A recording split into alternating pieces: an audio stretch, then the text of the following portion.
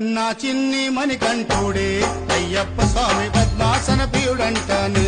అయ్యప్ప స్వామి నా చిన్ని మణికంఠుడే అయ్యప్ప స్వామి పద్మాసన ప్రియుడంటానే. అయ్యప్ప స్వామి హరిహరుల పుత్రుడంట మణిమాల దారుడంట. హరిహరుల పుత్రుడంట మణిమాల దారుడంట.